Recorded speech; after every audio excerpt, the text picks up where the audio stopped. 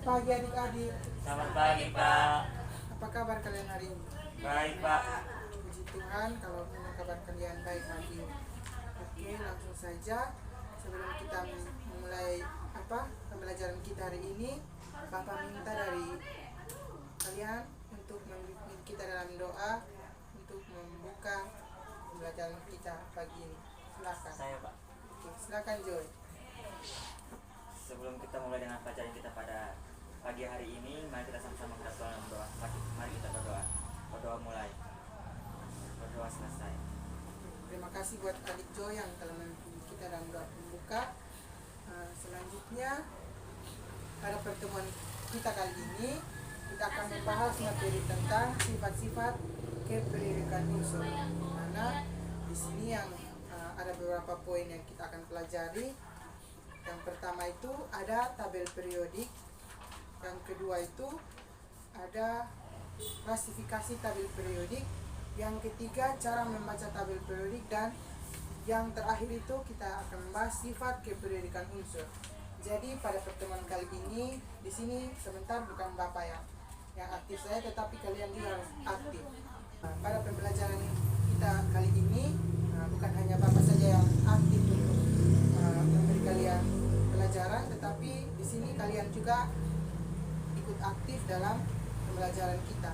Jadi di sini Bapak akan menjelaskan secara umum saja tentang beberapa pokok pembahasan kita untuk pertemuan kali ini. Sebentar kalian akan diskusi dan mempresentasikan. Oke, langsung saja. Yang pertama itu tabel periodik, di mana tabel periodik adalah salah satu bentuk tabel yang berisi unsur-unsur kimia, di mana berdasarkan nomor atom yang dimilikinya. Nomor atom yang tersusun tersebut berisi sejumlah proton dan konfigurasi elektron tertentu dengan keasaman sifat yang dimiliki unsur kimia. Di mana tabel periodik itu terbagi atas 4 blok, di mana yang pertama itu ada S, kedua P, ketiga D, dan F. Dalam suatu periode atau baris, di bagian kiri itu menunjukkan sifat logam, sedangkan bagian kanan itu menunjukkan sifat non logam. Bisa adik-adik lihat ini, bagian kirinya itu menunjukkan sifat logam, bagian kanannya itu menunjukkan sifat non logam. Dan juga di sini ada istilah-istilah pada tabel periodik itu. Yang pertama periode, ada golongan, ada blok S dan blok P, ada blok D, ada blok F. Itu sebentar kalian akan diskusi. Dan untuk pokok kedua itu klasifikasi tabel periodik. Secara secara umum itu memiliki pengelompokan berdasarkan sifat fisika dan kimia, di mana untuk sifat-sifat umumnya itu yang pertama untuk sifat umum itu terbagi atas sifat logam dan non logam, di mana karakteristik dari sifat logam itu pada tabel periodik itu ada yang pertama 78% dari semua unsur yang dikenal adalah logam. Yang kedua ditempatkan di sisi kiri tabel periodik, biasanya pada suhu kamar, biasanya memiliki titik leleh dan titik-titik yang tinggi dan menghantar panas dan listrik yang baik, dan dapat ditempa diregangkan. Dan kalau sifat non logamnya itu biasanya terbentuk gas berwarna atau tidak berwarna yang bisa membentuk senyawa dengan bentuk ion logam lainnya secara kovalen. Karakteristiknya itu ada yang pertama terletak di sisi kiri atas, yang kedua totalnya itu ada 22, dan yang ketiga biasanya padatan atau gas pada suhu kamar itu dia berada dalam pada suhu kamar. Yang selanjutnya titik leleh dan titik sangat rendah.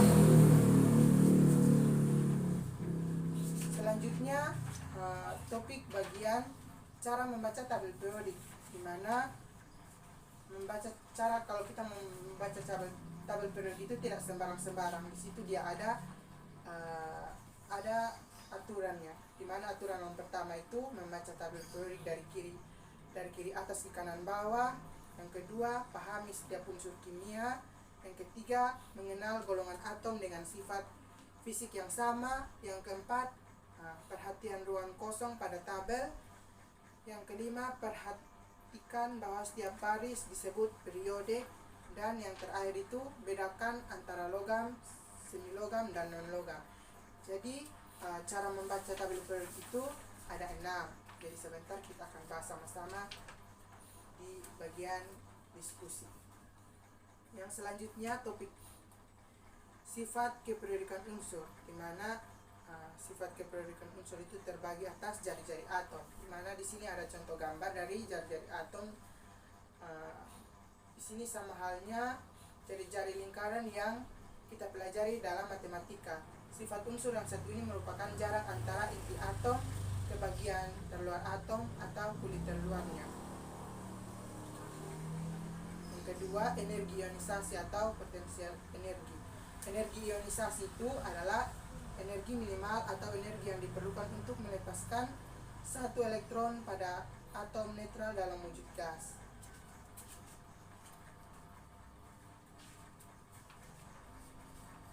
Oke, untuk pembahasan kita sampai di sini dulu, dan Bapak akan membagikan kalian dalam bentuk kelompok untuk melakukan diskusi. Jadi Bapak akan membagikan dalam bentuk 2 kelompok. Di sini Bapak sudah menyediakan LKPD untuk kalian isi dan kalian diskusi. Silakan, ini untuk kelompok 1, ini untuk kelompok 2. Jadi Bapak akan memberikan waktu kalian 5 menit untuk berdiskusi, dan salah satu dari kalian akan presentasi hasil diskusinya sebentar. Oke. Silakan kalian berbentuk untuk mencari jawabannya.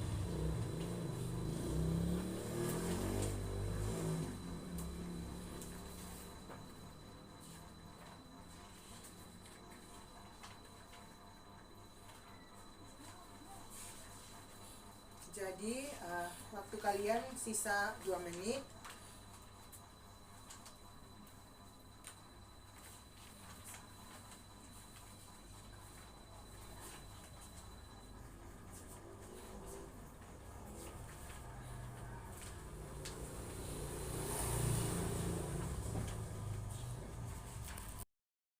Oke, jadi baik, waktu kalian sudah habis.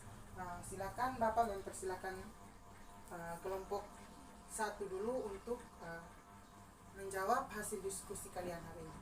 Jadi baik, di sini saya akan menjawab pertanyaan untuk kelompok 1, yaitu yang memperhatikan ilustrasi berikut.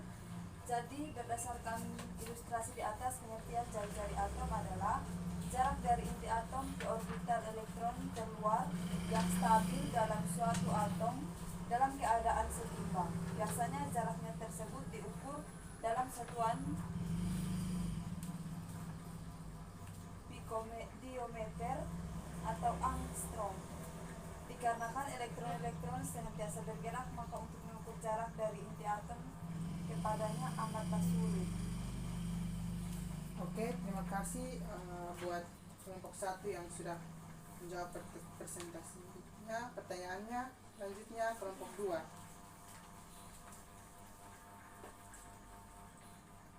Baik, terima kasih atas waktu yang diberikan kepada kelompok kami. Saya akan menjawab pertanyaan nomor 2, yaitu adakah hubungan antara nomor atom dengan jumlah kulit atom? Menurut kami, semakin bertambah nomor atom dalam suatu golongan atau dari atas ke bawah, maka tingkat energi atau jumlah kulit atom akan semakin besar. Sekian. Oke, terima kasih buat kelompok 2.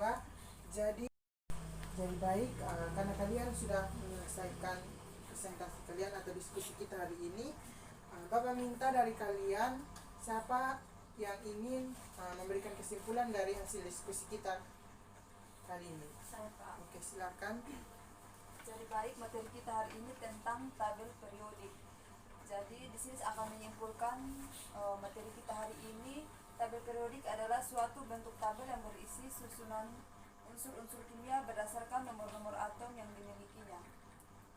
Nomor atom yang tersusun tersebut berisi sejumlah proton dalam konfigurasi elektron tertentu yang kesamaan sifat yang dimiliki unsur kimia. klasifikasi tabel periodik itu di sini ada sifat-sifat umumnya. Secara umum unsur-unsur kimia memiliki sifat fisika dan kimia yang terdiri dari 3 kategori, antara lain logam, metaloid, dan non-logam.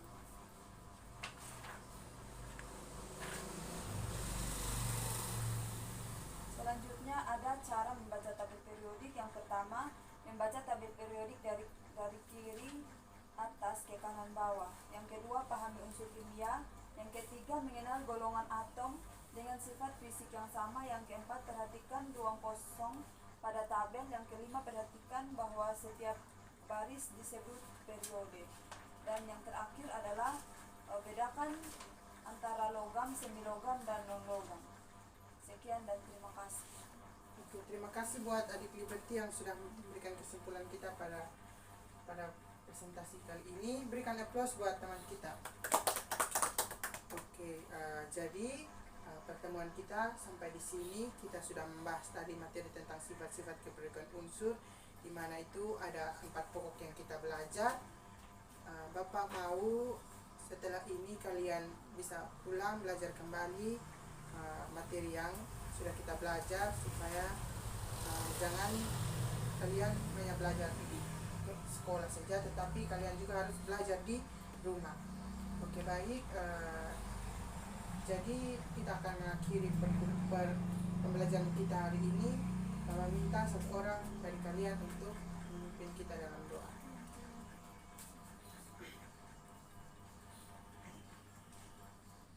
Baik, mohon maaf Pak, saya duduk saja. Ya. Baik, sebelum kita mengakhiri pembelajaran kita hari ini, mari kita satu di dalam doa. Mari kita berdoa. Berdoa selesai. Terima kasih buat adik Yanti yang telah memimpin kita dalam doa ulang. Jadi baik, sampai di sini saja pertemuan kita hari ini.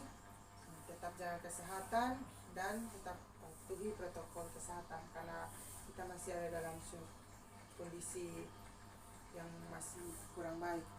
Oke, sekian, terima kasih. Selamat Terima kasih, siang. Pak. Selamat Siang, siang, Pak. Pak.